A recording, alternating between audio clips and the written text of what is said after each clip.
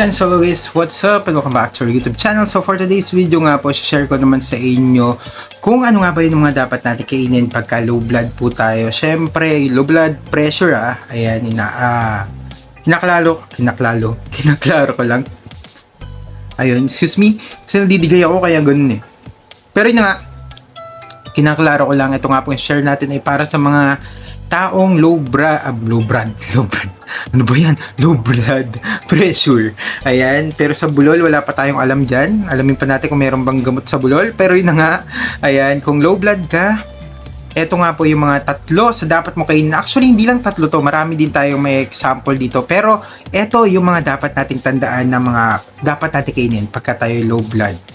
Ayun, so kung low blood ka, para sa itong video na to, and kung gusto mo yung mga ganitong video, mag-comment, mag-like, at mag-subscribe ka na, and hit mo yung notification bell para ma-updated kayo sa lahat ng ating mga videos katulad nitong bulol na video na to. So, simulan na natin. Sabi nga dito, to help manage and maintain low blood pressure levels, ayan, also known as hypotension, ayan, incorporating certain foods into your diet can be beneficial. Here are 3 foods that can support low blood pressure. Ayan, so number 1 nga po, ayun, bilis na number 1, is yung leafy greens. Yes, ano-ano nga ba yung mga leafy green?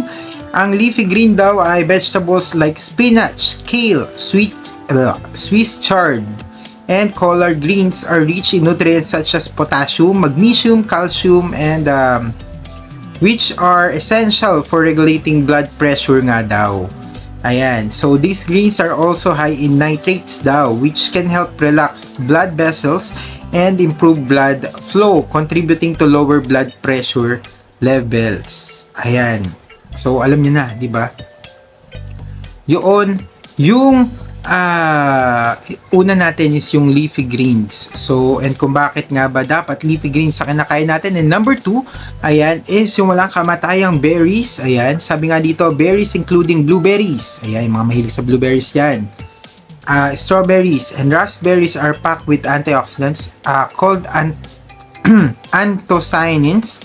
Ayan, these compounds have been linked to reducing blood pressure and promoting heart health daw. Berries are not only delicious but also provide a natural way to help maintain healthy nga daw po blood pressure levels. Ayan. And number 3, ayan, is yung oats. Yes, oats. Tamang-tama po yung narinig nyo. Oats are a great source of soluble fiber which can help lower cholesterol levels daw and support heart health. Ayan. And sabi pa nga dito, consuming oats regularly can contribute to healthy blood pressure levels. Oats can be enjoyed as oatmeal for breakfast, added to smoothies, or used in baking recipes for a heart-healthy diet. Ayun.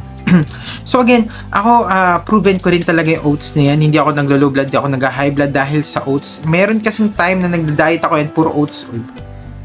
Grabe naman yung natin, yung pawis. Pero meron kasi pong time na puro diet ako and puro oats yung kinakain ko. And yun na nga, sobrang nakatulong nga po sa akin, hindi na ako nag-high blood dahil din sa oats, hindi lang for low blood. And again, sabi pa nga dito, incorporating these foods into your daily meals can be a positive step in supporting and managing low blood pressure. Additionally, ayan, maintaining a balanced diet rich in fruits, vegetables, whole grains, lean proteins, and healthy fats along with staying hydrated and avoiding excessive salt intake. Ayan, yung mga salt dyan, may mahilig sa mga alat. Ayan, and sabi pa dito, can further help in keeping blood pressure level in check. Ayan, if you have concerns about low blood pressure, ayan, or any dietary changes, it's recommended to consult with a healthcare provider or a registered dietitian, ayan, for personalized guidance and advice. Of course kasi natapos may syempre pa, no? Merong mga taong may allergies sa kung ano ng mga pagkain and all.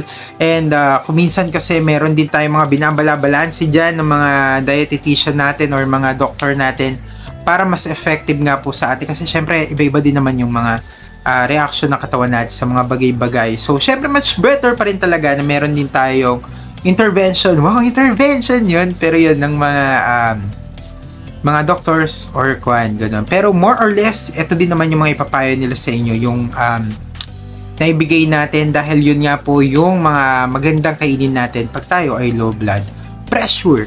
Tayo ay low blood pressure. Tayo ay may low blood pressure. Ba't ba ako nabubulol? Ano ba yan? Pero yun na nga. Maraming salamat guys. Ingat po kayo palagi. Kung nagustuhan nyo ito, mag-comment, mag-like, and mag-subscribe na kayo and hit on the notification bell. And maraming salamat po. Bye-bye and see you again sa another vlog pa natin. Thank you!